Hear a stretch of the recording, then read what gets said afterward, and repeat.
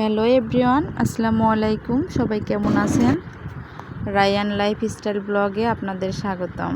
দূরে কাছে, দেশ ও দেশের বাইরে এই মুহূর্তে আমার ভিডিওটি যে সকল ভাইয়েরা আপুরা দেখছেন, সবাইকে জানাই অসংখ্য ধন্যবাদ আর সবার সুস্থতা কামনা করছি।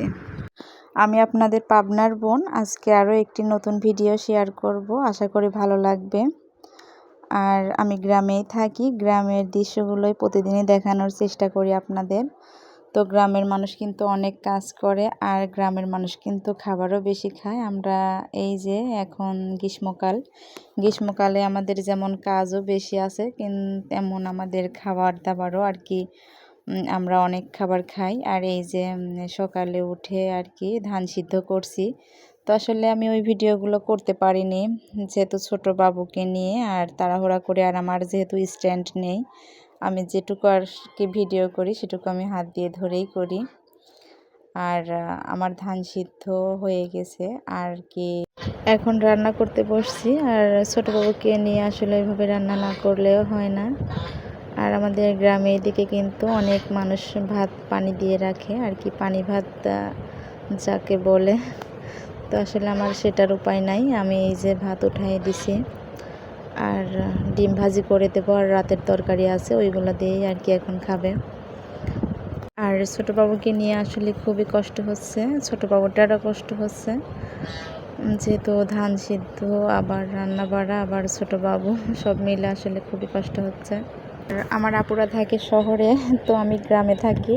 তো গ্রামেরই কিছু কিছু দৃশ্য দেখানোর চেষ্টা করি। তো আপুরা প্লিজ কমেন্টে বলবেন আমার গ্রামের প্রকৃতিটা কেমন লাগলো। আমি ধান সিদ্ধ করছি আজকে। আকাশের পরিস্থিতিটাও তেমন ভালো না, রোদ ওইভাবে আসলে নাই। কালকে রাতে প্রচণ্ড বৃষ্টি হয়েছে, ঝড় বৃষ্টি। তাই মনে করছিলাম যে ধান মনে হয় সিদ্ধই করা যাবে না, তারপরেও আর কি সিদ্ধ করা হয়েছে। সকালে একটু একটু রোদ উঠছে, আল্লাহ তাআলা দয়া করছেন। আর আমার আপুরা প্লিজ একটা করে লাইক দিয়ে ভিডিওটি কন্টিনিউ দেখার অনুরোধ রইল। আর আপনারা যদি ভিডিও দেখেন তবেই তো এগোতে পারবো। আসলে একটা ভিডিও বানাতে অনেক কষ্ট হয়, আর আমার যে আপুরা বানায় সেই আপুরাই জানে অনেক কষ্ট করে এডিট করে একটা ভিডিও আর কি তৈরি করতে হয়। তো আপুরা আমার অবশ্যই আমার সম্পূর্ণ ভিডিওটি দেখবেন। আর আমি আমার যে আপুদের ভিডিও দেখি সেগুলো কিন্তু সম্পূর্ণই দেখি, সম্পূর্ণ দেখে সুন্দর একটা কমেন্ট করে চলে আসার চেষ্টা করি। আর এই যে বললাম যে গ্রামের মানুষ খাবারও খায় বেশি, এই যে আম মাখানো দিয়ে আর কি শুরু হলো। দুপুরের সময় প্রচণ্ড রোদে কাজ করা আর আম মাখানো খাওয়া আসলে খুবই মজা লাগে। এই যে আমার ছেলে আর কি গাছে উঠে আম পেড়ে নিয়ে আসলো, আম মাখানো হবে। আর এই যে বাঙ্গি, আমার শ্বশুর আব্বা নিয়ে আসছেন বাঙ্গি, আর আমরা আর কি বাঙ্গি খেলাম। বাঙ্গি খাবারটা আসলে ওইভাবে মিষ্টিও যদি না থাকে, কিন্তু গরমের দিনে খেতে আসলে খুবই ভালো লাগে।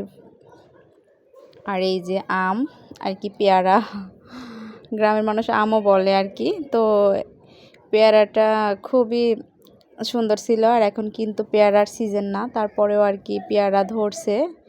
এই যে যেগুলো আর কি 12 মাসই যে গাছগুলাতে ধরে ওই গাছে আর কি ধরছে।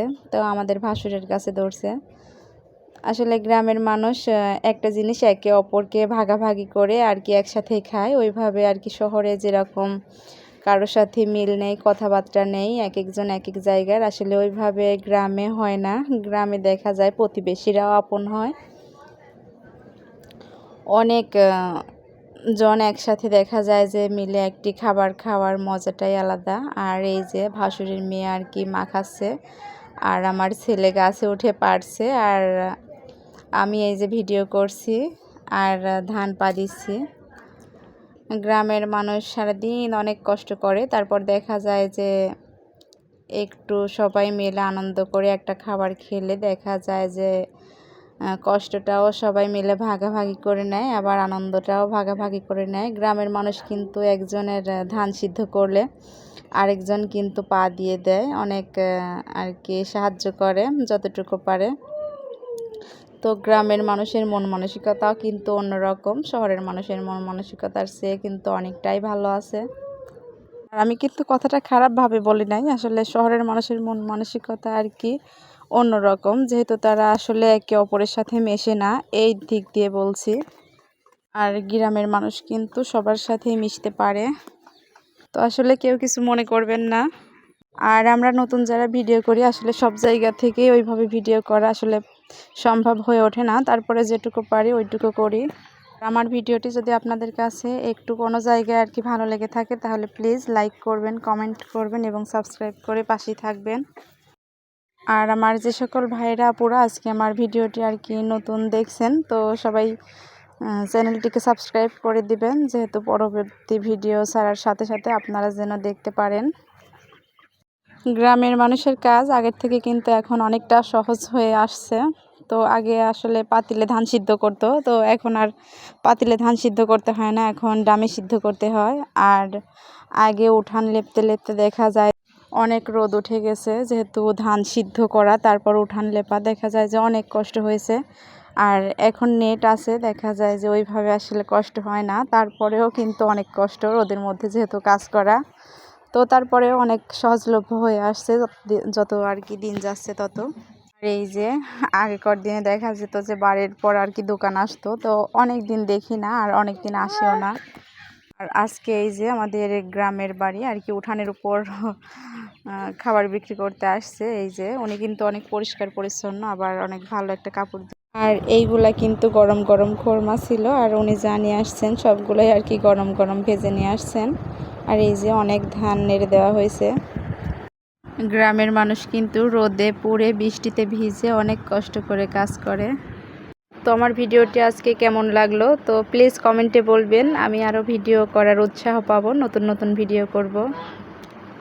আর এই যে হলো সিঙ্গারা, আর সিঙ্গারাটা দেখলেই বোঝা যাচ্ছে কত ক্রিপসি। আর এই যে এগুলা হলো আমরা আর কি নিমকি বলি। আর এই যে আমার ছেলের হাতে এটাও সিঙ্গারা, এই যে অনেক সুন্দর। আর উনি অল্প খাবার তৈরি করে নিয়ে আসেন, আর উনির খাবারগুলো খুবই সুন্দর হয়, মজা লাগে খেতে। আর এই যে আমরা কিন্তু ধান দিয়ে খাবো, যেহেতু ধানের সিজন, ধান আর কি উঠানেই রয়েছে।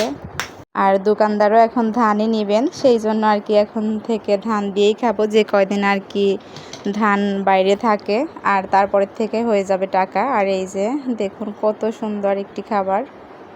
আর এই নিমকিগুলো কিন্তু খুবই সুন্দর ছিল। আর এই যে আমার ছেলে তো পানি নিয়ে বসে গেছে।